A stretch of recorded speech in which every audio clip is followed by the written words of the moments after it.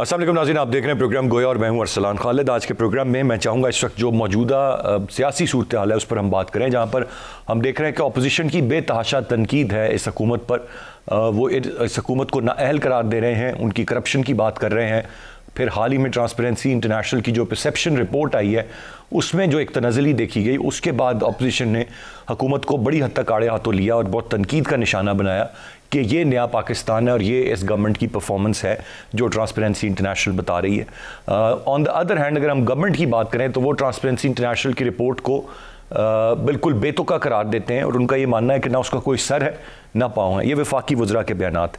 उससे दिलचस्प बात यह कि इमरान खान साहब ने जो बात फरमाई वो ये कि करप्शन के खात्मे का वादा पहले 90 दिन में पूरा कर दिया था। ये उनका मानना है। उन्होंने ये भी कहना है कि कोई बड़ा स्कैंडल, माजी में जिस तरह से स्कैंडल करप्शन के आते रहे, उन्होंने कहा कि हमारे दौरे हुकूमत में देखें तो कोई ऐसा स्कैंडल सामने नहीं आया करप्शन का। तो करप्शन बकौल उनके नहीं है, लेकिन परसेप्शन क्यों है ट्रांसपेरेंसी इंटरनेशनल की, ये एक अहम सवाल है विच रिमेन्स देयर। फिर खान साहब बार बार जो एक बात दोहरा रहे हैं वो ताकतवर को कानून के ताबे करने की, और वो उनका कहना है कि सबसे बड़ा जहाद भी यही है। गरीब की दुआओं से बरकत पैदा होती है, ये भी उनका मानना है। तो ये तमाम तर चीज़ें हैं जो वो मुसलसल कहते आ रहे हैं। अब वो वज़ीर आज़म होकर कभी ये बयानात देते हैं कि मैं अभी तो वज़ीर आज़म हूँ तो मैं ऑफिस में बैठ के तमाशे देखता रहता हूँ, कुछ कर नहीं सकता। दूसरी जानिब वो 3.5 साल बाद भी क्यों ताकतवर को कानून के ताबे नहीं कर सके या नहीं ला सके, अब भी उनकी जिद्दोजहद यही है। जब उनका टेन्योर भी करीब ख़त्म होने के करीब आ गया, तो ये बयानात उनको खुद ही ये जाहिर करते हैं कि शायद कहीं ना कहीं वो बड़ी हद तक हेल्पलेस है। फिर अब इत्तेहादी हुकूमत के एक और अहम बात कह रहे हैं, वो ये कि इट्स अबाउट टाइम कि ये गवर्नमेंट अब परफॉर्म करे, डिलीवर करे। चौधरी शुजात हुसैन साहब ये बात फरमा रहे हैं। उनका ये कहना है कि कब तक, अब छोड़ दें इस बात को कि नवाज शरीफ साहब ने वापस आना है या नहीं आना। इस तरह के बयानात और चीज़ें छोड़ें। ये वक्त है कि जहां आप परफॉर्म करें, डिलीवर करें, और अगर आप परफॉर्म नहीं करेंगे तो अवाम आपको माफ़ नहीं करेंगे। लेकिन आज भी वफाकी वज़रा की सुबह शाम की प्रेस कॉन्फ्रेंसेस में नवाज शरीफ साहब को वतन से बाहर भेजना उनकी गलती होती है। कभी वो मुख्तलिफ इंटरव्यूज़ में मीडिया को, इंटरनेशनल मीडिया को ये बात बावर करा रहे होते हैं कि इस्टेब्लिशमेंट का सर पर हाथ है, ताल्लुकात अच्छे हैं, और कभी ये कि खुदा का वास्ता है नवाज शरीफ साहब खुद ही हया करें, वापस आ जाएं। इस तरह के बयानात हमें सुनने को मिलते हैं।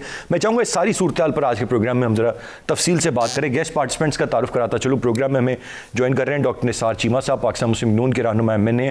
बहुत शुक्रिया आपके वक्त का। साबिर अली बलोच साहब हमारे साथ प्रोग्राम में मौजूद हैं, पाकिस्तान पीपल्स पार्टी के सीनियर रहनुमा और साबिक डिप्टी चेयरमैन सेनेट हैं। उस्मान सईद बसरा साहब पाकिस्तान तहरीक इंसाफ की नुमाइंदगी कर रहे हैं, हमारे साथ प्रोग्राम में मौजूद।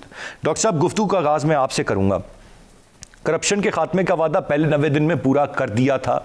इस वक्त कोई करप्शन नहीं है। बेशक ये गवर्नमेंट इस वक्त जो सिटिंग गवर्नमेंट है, आपके सिटिंग प्राइम मिनिस्टर थे उस दौर में पनामा स्कैंडल आया, इमरान खान साहब का ये मानना है, बड़े करप्शन के स्कैंडल आए। ऐसी तो कोई बात इस दौरे हुकूमत में है नहीं है, 3.5 साल में कोई चीज़ नहीं निकली। अरसलान साहब, ये बड़ी बदकिस्मती की बात है कि पहली दफ़ा इस मुल्क को ऐसा वज़ीर आज़म मिला है जिसके बयानात एक मज़ाहिया अदाकार के बयानात लगते हैं, और अब आवाम जो है ये एंजॉय करते हैं। पहले ये है कि ये इससे बिल्कुल मुकम्मल तौर पर मायूस हो चुके थे। देखें, ट्रांसपेरेंसी इंटरनेशनल ने जो रिपोर्ट दी है कि पिछले 1 साल के दौरान करप्शन में पाकिस्तान ने वज़ीर आज़म इमरान खान साहब की क़यादत में 16 मज़ीद ममालिक को पीछे छोड़ दिया है। पिछले साल हमारा जो पूरी दुनिया में हमारी रैंकिंग जो थी, वहाँ हमारा नंबर जो था 124वां था, अब खैर से 140वां हो गया है। लेकिन यह है कि देखें, ये करप्शन परसेप्शन इंडेक्स हो या ट्रांसपेरेंसी इंटरनेशनल की ये जो रिपोर्ट है जिसके हवाले से हम ये कितनी लॉन्ग जंप लगाई है, जो एक नया रिकॉर्ड कायम हुआ है, ये कोई ऐसी मैं समझता हूँ कि अनएक्सपेक्टेड बात नहीं है, बिल्कुल गैर मुतवक्को नहीं है। उसकी वजह ये है कि जो इनके घर के बैदी थे, अकबर एस बाबर हों, जस्टिस वजीउद्दीन हों, या ये है कि इनके साबिक central secretary information Ahmed Jawad साहब हों, उन्होंने तो इमरान खान साहब की इंटेग्रिटी के बारे में पहले ये खुल के बता दिया है।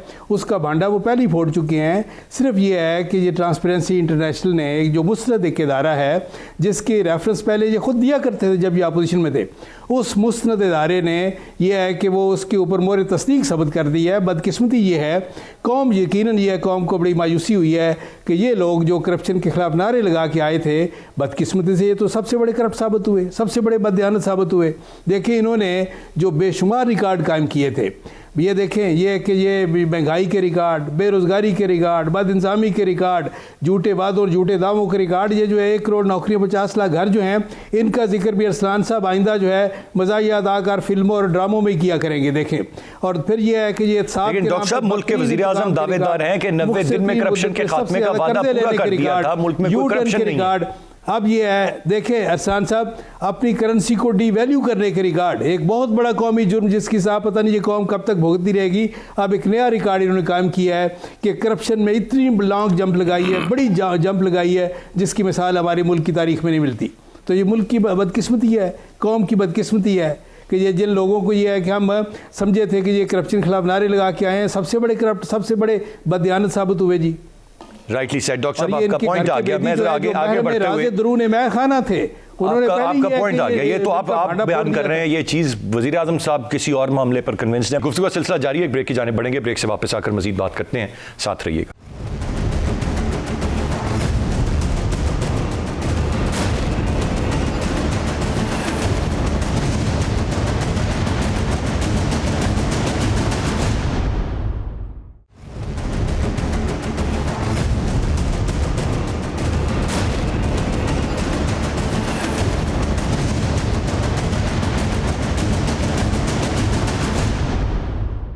Welcome back. मैं साबिर बलोच साहब से राय लेके फिर बसर साहब की जाने बढ़ूंगा। साबिर बलोच साहब, आप कैसे देखते हैं, इस वक्त तनज़्ज़ुली का मामला है लेकिन हुकूमत उसे तस्लीम नहीं कर रही है। उनका ये मानना है कि ऐसा नहीं है, करप्शन नहीं है इस वक्त मुल्क में, और जो ट्रांसपेरेंसी इंटरनेशनल की रिपोर्ट है उसका ना कोई सर है ना पाँव है।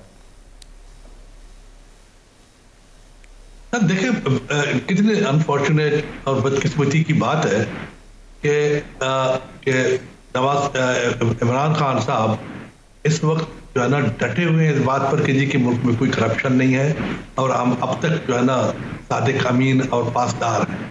अगर दुनिया देख रही है उस बात को आप छोड़ दें कि जी के ट्रांसपेरेंसी इंटरनेशनल ने क्या कहा है, वो भी तो एक अदारा और पूछ के इंस्टीट्यूशन से मालूम करके, अच्छा जो एथेंटिक अदारे होते हैं डाटा कलेक्ट करते हैं, इंफॉर्मेशन कलेक्ट करते हैं, पूरी दुनिया में करते हैं।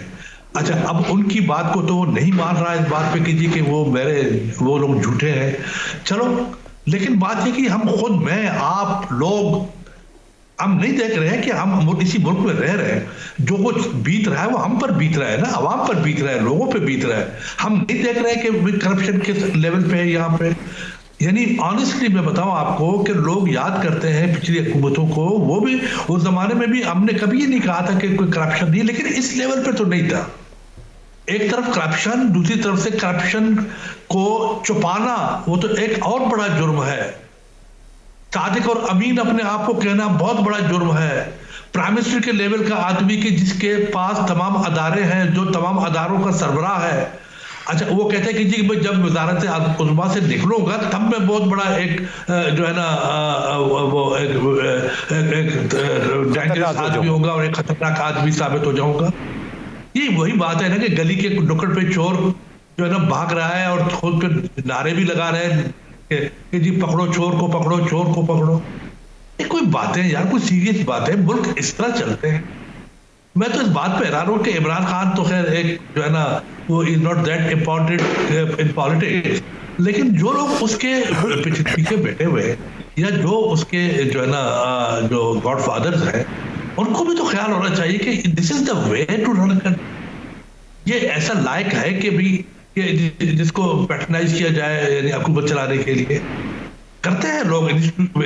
दुनिया में हर जगह है कि पैटर्नाइजेशन जरूर होती है, लेकिन वो उन लोगों को पैटर्नाइज करते हैं कि जो कम से कम जिनमें इतनी लियाकत तो होती है, थोड़ा बहुत पुश करते हैं इंटरनेशनल लेवल पे। यानी आपकी जो इंटरनल जो आपकी पॉलिसीज हैं, आपकी बैरूनी मुल्कियत की पॉलिसीज हैं, उनमें पुश करते हैं, थोड़ा सा साथ दे देते हैं। लेकिन इस हद तक कि जी के सामने आके कहना कि इस मुल्क में कोई करप्शन नहीं, करप्ट वो लोग हैं। अब करप्शन का एक नारा उसके अब इसके यानी अब वो बात खत्म हो गई है। चौधरी शुजात साहब ने बड़ी जबरदस्त बात की है कि भाई उस बात को आप भूल जाए, मुल्क को तो आगे ले चलो। कहां तक मुल्क बिल्कुल यानी you are on the brink of collapse, खत्म हो गई हर चीज, एवरीथिंग इज फिनिश्ड। और अभी तक वो अपने करप्ट लोगों को जो पिछली हुकूमतों में भी थे और मार्शल के अदवार में भी थे और हर तरफ जो है ना वो बदनाम लोग उन सबको लेके बैठा हुआ है और कह रहा है कि जी ये कोई करप्शन नहीं कर रहे, कुछ नहीं कर रहे। राइट सेट बलोच साहब, आपका पॉइंट आ गया। मैं जरा तहम्मुल से बसरा साहब ने सारी बात सुनी, मैं जरा बसरा साहब की जानिब भी अब बढ़ूंगा, उनसे जवाब लेते हैं। बसरा साहब, बिलावल साहब चीख रहे हैं, चिल्ला रहे हैं खुदा के वास्ते, हालांकि वो यानी एक इतने एक डिसेंट शख्स है और एक इतने एक पॉलिटिकल मैच्योरिटी दिखा रहे हैं, वो नाजायज कभी भी किसी हुकूमत के मुतालिक बात नहीं करते। हम कहेंगे मैं उसके साथ हूँ, मुझे मालूम है हम अगर करते हैं तो कहते हैं कि भी उस दायरे में रहो जहां पर मुल्क बेहतरी की तरफ जाए। अब वो भी मशहूर यानी परेशान हो गया है, वो भी जुलूस जलसे कर रहा है। This is the height of तो हाइट है। ठीक है बलोच साहब, आपका पॉइंट आ गया। मैं ज़रा तफसील से सारी बातों का जवाब बसरा साहब से लूँगा। बसरा साहब, कुछ बातें समझ से बालातर हैं। ट्रांसपेरेंसी इंटरनेशनल कुछ इंडिकेटर्स दे रही है, लेकिन आपके वज़रा उसको मानने के लिए तैयार नहीं। अब बकौल वज़ीर-ए-आज़म इमरान खान साहब के करप्शन का ख़ात्मा 90 दिन में ही कर दिया था। मतलब that means there is no corruption. इस वक्त मुल्क में करप्शन नहीं है, ख़त्म हो चुकी है पहले 90 दिन में। उसके बाद अब 3.5 साल में करप्शन नहीं है। आप इस बात से मुकम्मल इत्तेफाक करते हैं? यूर अ कॉमन मैन, आप मुख्तलिफ इदारों में जाते हैं, मुख्तलिफ ज़रूरियात, करप्शन क्या मुल्क से ख़त्म हो चुकी है सर? बिस्मिल्लाहिर्रहमानिर्रहीम। एक तो आपका बहुत शुक्रिया। दूसरा ये है कि मैं ज़रा क्विकली कमेंट्स एक दो करना चाहूँगा। मेरे बड़े अजीज़म जो पार्टिसिपेंट्स हैं उन्होंने बड़ी अच्छी जज्बाती तकरीर झाड़ी, लेकिन बलोच साहब ने जो आखिर में अपने चेयरमैन के मतलब तारीफी कलमात कहे, मेरी तो हंसी छूट गई। कहते हैं वो बड़े डिसेंट आदमी हैं और सियासत के अंदर वो एहतजाज के लिए निकल पड़े हैं, उसका मतलब है हाइट ऑफ समथिंग हो गई है। तो बलोच साहब मेरे ख्याल में ये कुछ ज़्यादा हो गया है। हम भी तारीफ करते हैं लेकिन ये कुछ ज़्यादा हो गया। अगर आप अपनी अदाओं पर ज़रा गौर करें। दूसरी बात यह है, देखिए अगर हम प्राइम मिनिस्टर ने कहा कि पहले 90 दिन के अंदर, मैं पूरे आपको एतमाद इकान और यकीन से कह रहा हूं, आप मुझे बताइए मां सवाए सियासी पॉइंट स्कोरिंग के, ये जो पीटीआई के खिलाफ मुस्लिम लीग नून का एक व्हाट्सएप नैरेटिव है और या पीपल्स पार्टी का है, इसके अलावा मुझे एक स्कैंडल आप बता दें हमारी हुकूमत के दौरान आया हो। कोई एक स्कैंडल बताएं कि वजीर आजम के बच्चे जो हैं वो बिजनेस में मुलव्वस हैं। कोई एक स्कैंडल बताएं कि वजीर आजम के जो समधी हैं वो 80 कमेटियों पे बैठा दिए गए हैं। कोई एक स्कैंडल तो मैं बताएं कि जो प्राइम मिनिस्टर ऑफिस है वो उसको ऑफिस ऑफ द प्रॉफिट के तौर पे यूज कर रहे हैं। तो प्राइम मिनिस्टर ने जब कहा कि 90 दिन के अंदर, ये मैं आपको पूरे यकीन और एकांत से कह रहा हूं कि पाकिस्तान तहरीक इंसाफ की हुकूमत के अंदर 90 दिन के बाद हमने चीजों को मेंड किया। प्राइम मिनिस्टर की पर्सनालिटी, उनकी खूबियां पूरे उनकी कैबिनेट पे यहाँ हैं, उनके साथ लोग जो काम कर रहे हैं। कोई एक स्कैंडल तो बताएं ना जी। आप हमें वही चीजें बताएंगे जो हुकूमत ने आपको बताई हैं, कोई कहीं से ढूंढ के नहीं लेके आया। हमने बताया कि चीनी के अंदर ये मामला होते रहे इतने अरसे से और चीनी के ऊपर जो है सब्सिडी देते रहे हैं, हमने देना बंद कर दी। हमने बताया जो स्कैंडल आपको और ये इन सियासी जमातों को, कोई वजीर आजम की जात का स्कैंडल एक तो नहीं बताया बसरा साहब, उसको तो बड़े अच्छे तरीके से गोल कर गए, बाकी तो आपने बताए। अद्वियात वाला आपने नहीं बताया, आमिर कियानी साहब वाला नहीं बताया। सर देखिए, पार्टी का ओहदा कैसे दे दिया उन्हें? अगर कोई मामला था, वजारत ली गई, पार्टी का ओहदा कैसे दे दी? देखिए मैं आपकी खिदमत में दोबारा से अर्ज करूं, मैं तो आपके सामने फैक्चुअल बात करूंगा। फैक्चुअल बात यह है कि नैब के अंदर उनके खिलाफ एक कंप्लेन थी जिसके ऊपर इंक्वायरी स्टेज के ऊपर वो क्लोज हो चुकी है। उनके ऊपर अब कोई मामला नहीं है, ना उनके ऊपर कोई इल्जाम है, ना उनके ऊपर कोई केस पेंडिंग है, ना उनके ऊपर कोई इंक्वायरी पेंडिंग है। अगर तो है तो मुझे बताइए, आमिर कियानी के ऊपर इस पाकिस्तान के कानून के तहत कहीं कोई इंक्वायरी पेंडिंग है तो बता दें। उसके ऊपर लगने वाला कोई इल्जाम की इन्वेस्टिगेशन में चला गया बता दें। आमिर कियानी के खिलाफ कोई एक बात तो बताएं। देखिए मैं आपसे साहब, ये सारी इंक्वायरीज अभी आपके साथ नैब बड़ा अच्छे तरीके से काम कर रहा है, ये आप जब नहीं होंगे इख्तिदार में तब खुलेंगी ये इंक्वायरीज। देखिए सर, अभी तो नहीं खुल रही। मैं सर अभी तो आप खुलने भी नहीं सर, नहीं ये नहीं बात। देखिए मसला क्या है, आप ये नहीं कह सकते। अब्दुल अलीम खान एक सिटिंग हमारे सीनियर वजीर थे, नेक्स्ट टू द सीएम थे, इंपॉर्टेंट आदमी, उनके खिलाफ इंक्वायरी नहीं हुई? क्या उन्होंने जाके कानून को फेस नहीं किया? क्या नैब की वजह से वो 60 दिन पाबंदी सलासल नहीं रहे? स्टेप डाउन नहीं किया? आजम सवाती ने स्टेप डाउन नहीं किया? आप मुझे बताएं, बाबर अवान ने स्टेप डाउन नहीं किया? सुल्तान खान सिटिंग वजीर थे, स्टेप डाउन करके नैब के सामने पेश होकर पाबंदी सलासल नहीं रहे? देखिए ये नहीं कहा जा सकता। पाकिस्तान के अंदर इमरान खान और उसका तर्ज हुकूमत पाकिस्तान में इन बानों से बड़ा बुलंद है, ये उसके ऊपर बात नहीं कर सकते। मैं अभी के अभी आपके सामने एक फैक्चुअल बात रखता हूं। मेरे अजीजी डॉक्टर निशात चीमा साहब हैं, देखिए इनकी हद तक मैं हलफ दे रहा हूं कि ये बड़ा जबरदस्त खानदान है, ये सादुक और अमीन लोग हैं, ये जिनका खानदान है निसार चीमा साहब का। मैं आपके सामने टेलीविजन पे इनको चैलेंज कर रहा हूं। चले, एक तो नवाज शरीफ था ना ऊपर बैठा हुआ, जिसने जो किया वो सबके सामने पनामा में आ गया। हर शहर में इनके छोटे छोटे नवाज शरीफ बैठे हुए थे। ये बताएं गुजरांवाला के अंदर हमने खुर्रम दस्तगीर का पंप गिराया है, एक नाजायज पंप, कोई हुकूमत नहीं गिरा सकी थी। अरबों की प्रॉपर्टी है, आपको पता 1 अरब 4 करोड़ रुपए की प्रॉपर्टी थी वो, जिसमें 30 साल से कब्जा किया हुआ था। इनको कहीं एक शहर का बड़ा बिजनेसमैन है जो खुर्रम दस्तगीर की पॉलिटिक्स को सपोर्ट करता है। अभी हमने उसने चिड़ियाघर की जमीन, उसने 25 साल से चिड़ियाघर की सरकारी जमीन कब्जा किया हुआ था, उससे ली है वापस। इसके अलावा हमने 27,000 कनाल जमीन लोगों से वागुजार, यानी कि बसरा साहब, टू कट इट शॉर्ट, मैं ये समझूं कि सब अच्छा है, आप लोग बिल्कुल राइट डायरेक्शन में जा रहे हैं, गुर्बत नहीं है, करप्शन नहीं है, रोजगार बेतहाशा है, आप लोग अच्छे इकदाम कर रहे हैं। मैं जो सर, आपने मेरा लॉजिक डिस्टॉर्ट कर दिया। मैं सिर्फ एक सवाल आपके प्रोग्राम के तवज्जुह से, क्योंकि आपका प्रोग्राम बड़ा जबरदस्त है ना, अच्छी बातें हो रही हैं। निसार चीमा साहब मुझे बताएं, गुजरांवाला से, ये भी मेरे जिले से बिलोंग करते हैं, मेरे बड़े भाई हैं, ये बताएं कि उस्मान साहब आपकी हुकूमत के अंदर आपकी पार्टी के लोगों ने इस सरकारी जमीन पे कब्जा कर लिया गुजरांवाला के अंदर, मुझे बताएं। इस चिड़ियाघर की जमीन पे कब्जा कर लिया, मुझे बताएं। ये फलाना ठेके ले गए, मुझे बताएं। सिर्फ गुजरांवाला की बता देना। इमरान खान तो बड़े कद का आदमी है ना, उसके तो कद का आदमी कोई नहीं है। ये बताएं कि क्या हमने खुर्रम दस्तगीर खान के गुलिस्तान सिनेमा की जमीन वागुजार नहीं कराई 70 करोड़ की? क्या हमने उसके पंप की जमीन वागुजार नहीं कराई 1 अरब 4 करोड़ की? क्या हमने इनको सपोर्ट करने वाले एक बड़े संती आदमी, जो एक बिजनेसमैन है, जो इनका सपोर्टर भी है, और उससे अभी हमने चिड़ियाघर की जमीन नहीं वागुजार? मेरी पार्टी के किसी वर्कर पे, किसी लीडर के ऊपर बताएं कि उस्मान, ये स्कैंडल गुजरांवाला में आपके लोगों का है, ये उसने जमीन पे कब्जा किया हुआ है। इमरान खान, बस साहब आपका पॉइंट आ गया, सियासत के अंदर बड़े कद के। बिल्कुल सही, ठीक है सर, पॉइंट वेल टेकन। मैं जरा डॉक्टर साहब की जाने वापस बढ़ूंगा। एक तो डॉक्टर साहब, if you would like to respond, जो बसरा साहब ने बात कही, तो मुझे कोई एक चीज़ गिनवा दीजिएगा, सिर्फ गुजरांवाला की हद तक, गो के पूरे पाकिस्तान में प्रोग्राम देखा जा रहा है, पर चूंकि आपका ताल्लुक वहाँ से, इनका तो कोई बता दे कोई ऐसी चीज़ जो इन्होंने भी अभी 3.5 साल में की हो, काबिल जिक्र। एक तो ये, दूसरा फिर ज़रा मैं नवाज शरीफ साहब की बात पे आता हूँ, पहले इसको रिस्पॉन्ड कर दें। देखिए, गुजारिश ये है कि उस्मान बसरा साहब मेरे तो अजीज़ हैं, बरखुरदार हैं, छोटे भाई हैं, और मेरे दिल में बड़ी उनकी इज़्ज़त है। लेकिन मैं बड़ा हैरान हुआ हूँ कि देखिए, उनकी बातों से लगता ये है कि उनकी पार्टी में, खा गुजरांवाला में हो, खा ये एक पूरे मुल्क में हो, सारे के सारे वली अल्लाह बैठे हुए हैं, सारे के सारे गुनाहगार तो हम लोग हैं। यानी मतलब ये है कि देखिए, अजीब बात है कि देखिए, उन्होंने कहा कि जी प्राइम मिनिस्टर है। जी डॉक्टर साहब प्लीज़ कंटिन्यू। नहीं, देखें, नहीं, मेरी गुजारिश ये है, देखें कि क्या ये है कि आप मुझे खुद फरमाएं, अपने दिल पे हाथ रख के बताएं, आप किसी महकमे में चले जाएं, किसी महकमे में कोई करप्शन कम हुई हो? क्या रेट बढ़ नहीं गए पिछले 3-3.5 साल में? जो आमिर कियानी साहब का आपने जिक्र फरमाया, देखें जब उनके खिलाफ स्कैंडल आया तो उनको हटा के वजारत से पूरी पार्टी का सेक्रेटरी जनरल बना दिया, जिस तरह अरसलान साहब आपने खुद फरमाया कि यानी ये है level of disliking for corruption. क्या है जनाब, आप बड़े बासलाहियत आदमी है, पूरी पार्टी की क़यादत फरमाएं। और यह है कि अगर यह है कि उनके खिलाफ कोई इल्ज़ाम नहीं था तो उनको हटाया क्यों गया? देखें, ये फिर यह है कि ये सारे केसेस, मालूम जब्बा स्कैंडल हो, ये BRT पेशावर का स्कैंडल हो, ये आटा माफिया, चीनी माफिया, बेशुमार किस्म के माफिया जो वज़ीर आज़म साहब के दाएँ बाएँ बैठे हुए हैं। क्या मैंने जिस तरह कहा कि जो घर के बैदी थे, जो महरम राज़े दरून महखाना थे, देखें जस्टिस वजीउद्दीन साहब, अकबर असबाबर साहब, ये जो अहमद जवाद साहब, क्या उनकी बातें गलत हैं जिनके ऊपर मोरे तस्दीक सबत की है ट्रांसपेरेंसी इंटरनेशनल ने? क्या ये है कि ये करप्शन हर सर, ये गलत थे तभी तो पाकिस्तान तरीके इंसाफ से अलहदा हो गए, सही लोग तो साथ हैं ना अभी भी।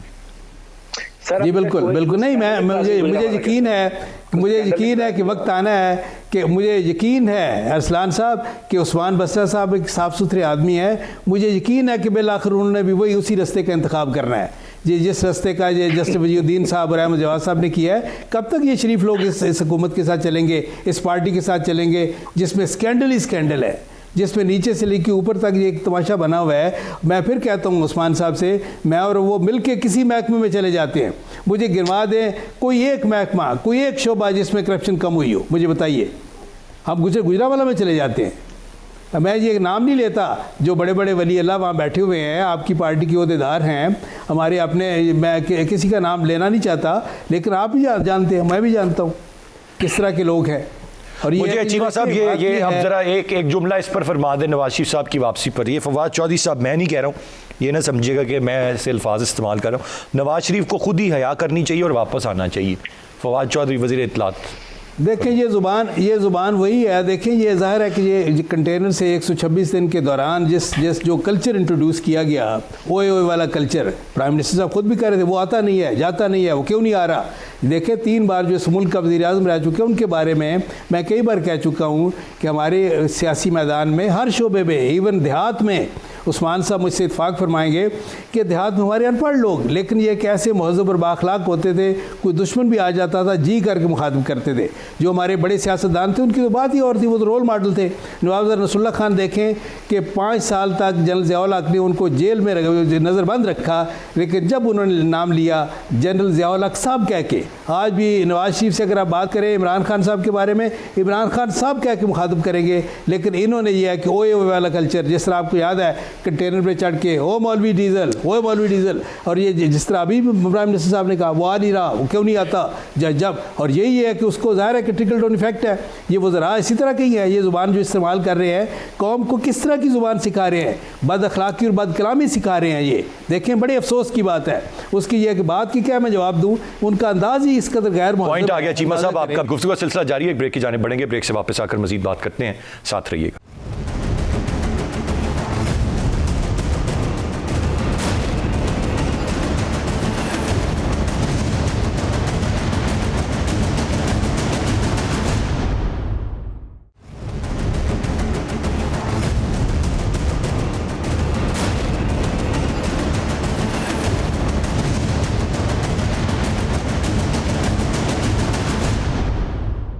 Welcome back. मैं ज़रा बलोच साहब की जानिब बोलूँगा। बलोच साहब, अब मैं ज़रा जानना चाहूँगा ये 27-28 फरवरी और जो ये लॉन्ग मार्च है, ये बिल्कुल आपने एक सोलो फ्लाइट ली है पाकिस्तान पीपल्स पार्टी ने। पीडीएम तो अभी तक वो हतमी नहीं है कि वो मार्च करेंगे, मार्च को फिर धरने में कन्वर्ट करेंगे या नहीं करेंगे। क्या तवक्कुआत क्या है, इसका मकसद क्या होगा? ये एक अलामती मार्च होगा जो कि एक प्रोटेस्ट रिकॉर्ड कराएगा कि बैड गवर्नेंस है, आवाम को रिलीफ नहीं मिल रहा, महंगाई है, या इसके अलावा कुछ और मकासद भी इस बार से हासिल करना जा रही है पीपल्स पार्टी?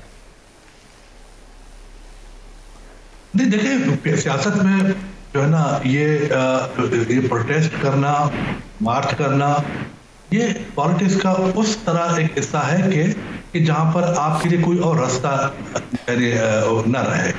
अच्छा, अब यहाँ पर इस हुकूमत में नवाज शरीफ, इमरान खान की हुकूमत में अब तमाम रास्ते बंद हो गए हैं। इसको हर तरह से पार्लियामेंट के अंदर, पार्लियामेंट के बाहर, थ्रू आपके मीडिया के हर लिहाज से हर सेंसेबल शख्स ने, हर सेंसेबल पॉलिटिकल लीडर ने बहुत समझाने की कोशिश की। बहुत कहा गया कि भाई this is not the way you are going, ये तरीका ले लो। और क्योंकि इस मुल्क में जितने भी पॉलिटिकल लोग हैं या नॉन पॉलिटिकल लोग हैं, इस मुल्क के रहने वाले, उनकी जिम्मेदारी है, उनकी जिम्मेदारी बनती है कि वो अपने मुल्क का सोचें और अपने मुल्क के आवाम का सोचें। अब आपको पता है, आप जानते हैं, आपके दोस्त जो हमारे बैठे हुए हैं उनको भी पता है कि पीपल्स पार्टी पिछले 50 साल से इस मुल्क में जुल्फ़िकार अली भुट्टो के दिन से लेकर बेनज़ीर साहिबान, आसिफ ज़रदारी साहब, बिलावल साहब एक खिदमत कर रही है इस मुल्क के लिए। एक जो है ऐसी निज़ाम हुकूमत, एक ऐसा सिस्टम लाना चाहती है जिसमें गरीब उसके प्रॉब्लम कम से कमतर हो जाए, जो एक बायसिन जिंदगी गुजारे। दिस इज द ये पीपल्स पार्टी का मंशूर है। लेकिन अनफॉर्चुनेटली आप देखें कि पिछले 3 साल से, 3.5 साल से मुल्क को उस तरफ ले जाया जा रहा है। इतनी इनकॉम्पिटेंसी है, इतनी नालायकी है, इतनी रिकलेसनेस है खराबियों की, मैं क्या बताऊं आपको। अब इसके अलावा और क्या चाह रहा है? अब जाहिर है कि पॉलिटिकल तरीका, डेमोक्रेटिक तरीका यही है कि जनाब कि एक प्रोटेस्ट यानी आवाम का, लोगों का कराया जाए। तो इसीलिए पीपल्स पार्टी ने अब ये फैसला किया है कि वो 27 तारीख को इंशाल्लाह फरवरी की वो पाकिस्तान के मुख्तलिफ इलाकों से लोगों को लेके इस्लामाबाद की तरफ आएंगे, तो अपना रिकॉर्ड जो है ना वो करेंगे, प्रोटेस्ट आप रिकॉर्ड कराएंगे जी। ठीक सर, एक छोटा सा सवाल पूछ के मैं आगे बढ़ूंगा बसरा साहब की जानिब। अच्छा, एक छोटी सी चीज, आपने बड़ी अच्छी बातें की, मैं पीपल्स पार्टी का मंशूर, आवाम को रिलीफ, ये सारी चीजें छोड़े, पूरे पाकिस्तान की बात नहीं करते हैं। अब लोग सवाल करते हैं कि तीसरा टेन्योर है और माजी की भी कई हुकूमतें, सिंध के अवाम की हालत क्यों नहीं बदली आज तक? सिंध में ये देखिए ना, एक बड़ा मिसकंसेप्ट है यहाँ पर। ये काउंटर करने की कोशिश की जाती है कि सिंध की बेड गवर्नेंस, सिंध में हालात खराब है, सिंध में ये है, सिंध में क्या है? सिंध में आप जाएं, यहाँ पर हालांकि इतनी मुश्किलात है, मैं आपको क्या बताऊं कि फेडरल गवर्नमेंट की तरफ से किसी किस्म की इमदाद नहीं दी जा रही। जो जेन्युइन और जो यानी आप देखें, कराची सबसे बड़ा पोर्ट है, सबसे बड़ा रेवेन्यू कलेक्ट करने वाला शहर। अच्छा, दूसरी तरफ से आप सिंध, आपके पूरे पाकिस्तान को गैस की सप्लाई सिंध की तरफ से हो रही है। यहाँ पर मिनरल्स के इतने बड़े ज़खायर हैं। अच्छा, इसके बावजूद भी इतना रेवेन्यू इकट्ठा करना, इतना टैक्सेस इकट्ठा करना, लेकिन सिंध को उसके हिस्से का जो शेयर है वो नहीं दिया जा रहा। वो इसलिए नहीं दिया जा रहा कि क्योंकि वो अपनी इनकॉम्पिटेंसी को देखते हैं। वो समझते हैं कि अगर सिंध में ये पैसा जाए तो सिंध वाले वहां पे और जो तरक्याती काम होंगे, पॉइंट आ गया। मैं जरा क्विकली, नैरो माइंडेड, ठीक है, मैं जरा बसरा साहब की जानिब बढ़ूं, मेरे पास वक्त महदूद है, की सोच नहीं है। बलोच साहब आपका पॉइंट आ गया। वो खुद चूंकि कुछ नहीं कहते हैं ना, खेलेंगे ना खेलने देंगे वाली, ठीक है, पॉइंट वेल टेकन सर। मैं जरा बसरा साहब की जानिब बढ़ूंगा, अपनी हालत खराब हो जाए। ठीक, बसरा साहब मुझे ये बताइएगा, अब जो बात शुजात साहब ने कही, मैं अभी खुद से कोई बात नहीं करता, आपकी जो पहले वाली बातें हैं उनको मिनो हम तस्लीम करते हुए वो बातें कर लेता हूं जो इमरान खान साहब खुद कह रहे हैं या आपके इत्तेहादी कह रहे हैं। वो ये कि छोड़ें नवाज शरीफ को, लेकिन इमरान खान साहब आज भी कह रहे हैं कि हिदायत कर रहे हैं अपने तर्जुमानों को कि मज़ीद हाईलाइट करें शहबाज शरीफ साहब की करप्शन। सर ज़रूर करें, पर अब कुछ डिलीवर करने का भी वक्त है, कुछ अवाम से किए हुए वादे। फिर मैं और नहीं कुछ कहता हूँ तो शायद मानते हैं आप लोग के कर ही रहे हैं, जो वज़ीर-ए-आज़म साहब खुद कह रहे हैं, ताकतवर को कानून के नीचे लाना, महंगाई पर काबू पाना, ये तो चीज़ें अब हो नहीं जानी चाहिए इन आखिरी वक्त में, या इसको भी इसी तरह ही चलना चाहिए? देखिए, एक तो आपके प्रोग्राम में आके मैं इसकी तारीफ करूंगा कि बड़ी सब्सटेंशियल डिबेट करने का मौका मिलता है, और वो मछली मंडी का कभी भी माहौल नहीं रहा। तो ये मैं आपको अप्रिशिएट करता हूं कि एंकर ये होता है जो एंकरेज करके रखता है, बांध के रखता है चीज़ों को। तो इसके लिए मैं मेरी अप्रिशिएशन कबूल कीजिए। अब दूसरी बात ये, देखिए मसला ये है कि आज जब मैं आपसे बात कर रहा हूँ, आज सुबह के वक्त पाकिस्तान की तारीख रकम हुई है। तारीख रकम हुई है कि 1870 से पाकिस्तान के अंदर एक फौजदारी कानून जो कि अंग्रेज ने यहाँ इंग्लिश एम्पायर ने यहाँ पे बनाया महकूमों के लिए। कभी आज तक मुझे बताएं, ये बलोच साहब कितने दावे कर रहे हैं। देखिए, लफाजी लोग नहीं मानेंगे। अब ये कोई मजमा नहीं कि हम लफाजी करके चले जाएं और हमारी दवाई बिक जाएगी पूड़ियां।